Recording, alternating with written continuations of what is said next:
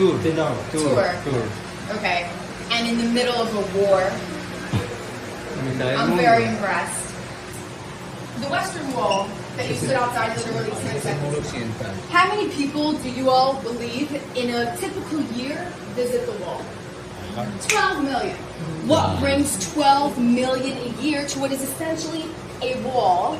We're going to go back in history. We're going to go back 4,000 years before you had a Western Wall, before there were temples on top of this mountain. You had a mountain, right? The biblical Mount Moriah, on which sits the foundation stone, center of creation. The three forefathers, Abraham, Isaac, and Jacob, 4,000 years ago, come to this mountain. The binding of Isaac will take place right over here. 1,000 years later, King David conquers the city. David turns Jerusalem into the capital of his kingdom, and he is essentially the first person to do so. Because there were kings who ruled here before David. Jerusalem was never a capital of a country. So he was the first to turn Jerusalem into the capital. David's son Solomon builds the first temple on top of the mountain. This temple stands for about 400 years until it's destroyed by the Babylonians. The exact same Western Wall that you see outside today at the plaza was built by Herod 2,000 years ago as a retaining wall of the mountain. So you've got the northern, eastern, southern, and western walls. On top of the four walls, he built the platform. This is the Temple Mount. Now, just to wrap our heads around the size of this construction, you can fit about 26 soccer fields up here. You can stand 300,000 people up there. And of course, we're missing. Please look up on the screen. You can see the Second Temple as it looked after the Herodian renovation. You're facing the Western Wall. Remember, you've got the northern, eastern, and southern walls as well. This is the temple, the white building up on top. At the foot of the Western Wall runs the great central road of Jerusalem. It does not end at the southern western corner. It continues 600 meters farther to the south till it meets the city of David and the pool of Siloam. We like to call this the original Wall Street. And this temple stands for about 90 years. It is destroyed. And as you can see, there's no building left on top of the mountain. Right?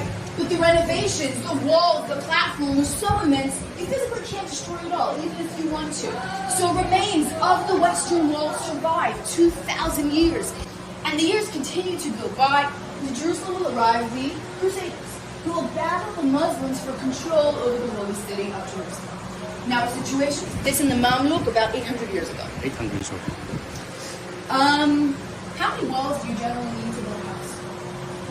Unless you're building some interesting cinematic, you need 4 walls. If you have an immense Western Wall sticking up on top, yeah, that was beautiful decor, the upper parts of the wall, which was destroyed and never reconstructed. It's like Martin Luther. Exactly, not like, exactly like Magna Carta was also built by Herod.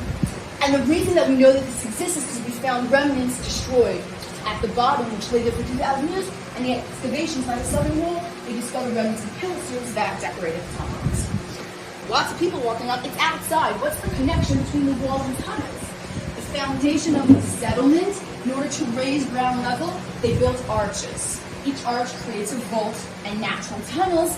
You can raise your eyes and see an arch, and these are the tunnels. So we are walking beneath the tunnel network houses. Those are the Western Wall tunnels, those arches. So what are we going to do today? We're standing right here. We're going to walk towards the... 자, 여기가 이제 이 윈슨 아치 쪽으로 가는 곳인데, 여기서 이제 우리가 이렇게 들어와서 옷을 지금 보는 겁니다.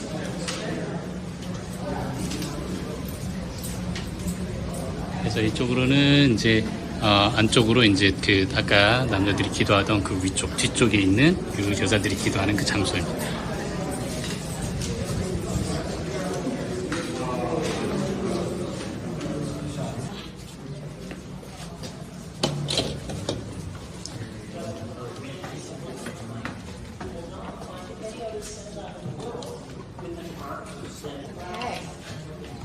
Let's keep coming down and just give me a shout out when everybody's here.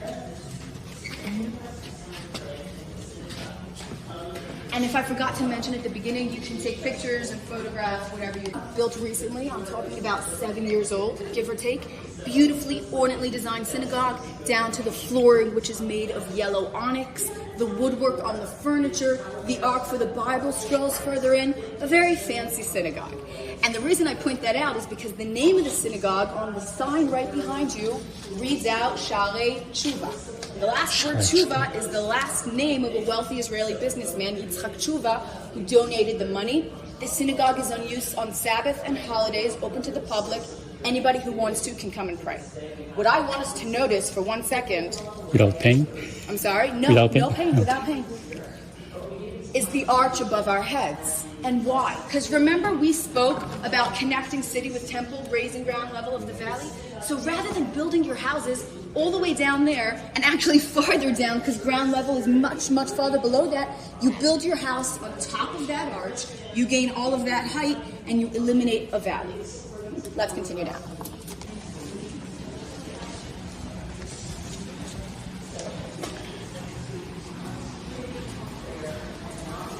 Ah, that is the bricks, that 600 ton. That one, right? Yeah. Ah, You've been here before? YouTube.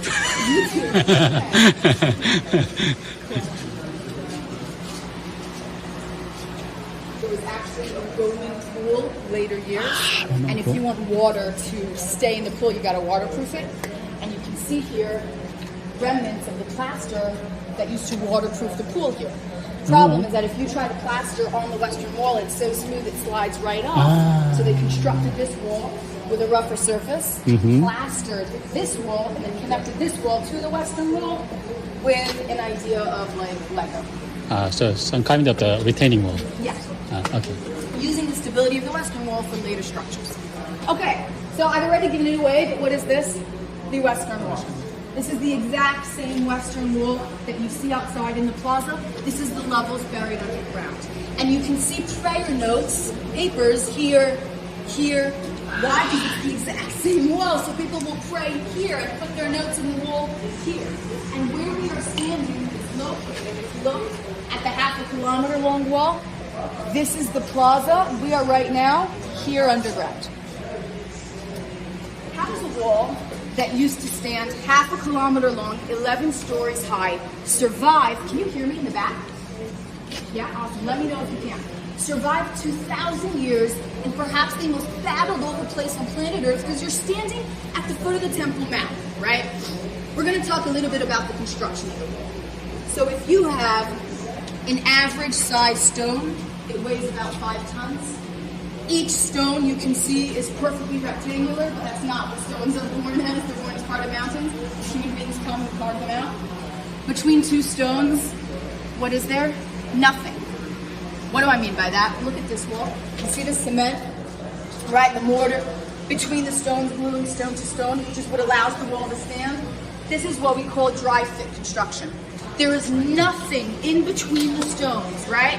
The standard of construction, the precision needed to carve the stones so that they are all perfectly aligned to one another is mind-blowing standard of construction, okay? In addition, they're smooth, right? Now that might seem super trivial, you can touch it. Look at that wall. He's sticking out from there, and him from there, and him from there. What I'm saying is that somebody took the time and invested the effort to smooth and flatten each and every one of the stones. You have a chiseled frame around each and every stone. This is not a machine. This is a human being, right? With a chisel and a hammer, chiseling away a border. How many stones have this decoration? Half a kilometer, 11 stories high.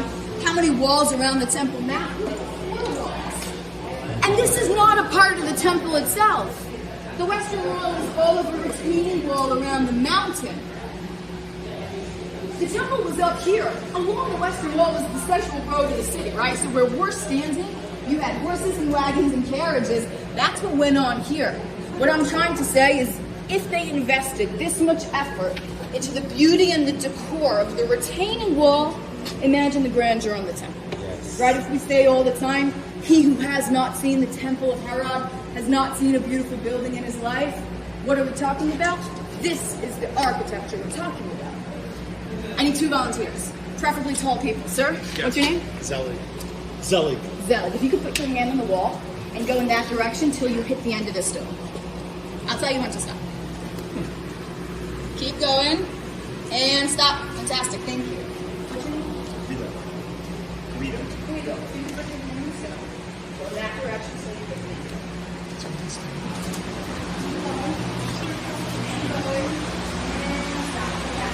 Back to the right wall. Which means that the wall is one single solid gigantic. Wow. This is one stone. That is one stone. One. Now, we don't have like two hands on the stone. So we're talking 13.7 meters long, 4 meters high, and several meters depth. If he weighs 5 tons, how much does he weigh? 50. I mean, somebody here knows the answer, right? What's the answer? About 600 ton. About 600. 570 tons. Wow, 570. Now, I'm not an engineer or an architect, so that number means nothing to me. I'll give you something to compare that to. This is 200 elephants, 8 army tanks, 2 Boeing passenger flights fully seated with people. That is how much the stone weighs. If that's the case, we must ask the logical question, which is how, right? I'm going to ask not how, but why. Why? Because we don't have the answer to how. We don't know how they moved this stone 2,000 years later, but why? Why build with a stone of this size? If you're building such a large wall, it's easier both to construct and to move smaller stones. Why build with such an enormous stone? Because Herod was building the wall to last the test of time, right? Caesarea lasted, Mitzada lasted, this lasted. How do you build a wall that survives 2,000 years in the Middle East? Which what happens in the Middle East every 100 years or so? War. Earthquakes. War as well, but earthquakes. Now, if you're building an 11-story tall wall that won't fall over during an earthquake, you're going to build a combination. The smaller stones give the wall the flexibility to sway with the earth, and the larger stones, what we call a master course, gives it the stability, the weight not to fall over. So this was a technique of construction used to build such a strong wall. It's not the only large stone, although it is the largest. Its neighbor over to the right is 12 meters long. Down by the southern wall, we found a master course as well, so a technique of construction. This is not the bottom course of stones. There are 11 more rows beneath our feet. The wall keeps going down, 11. You're going to see it with your own eyes in 1 second. And as we said, that along the west... Wow.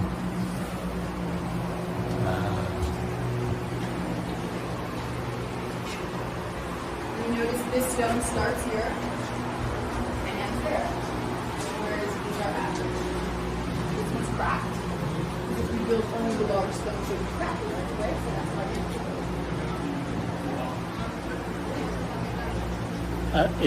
Is it bedrock?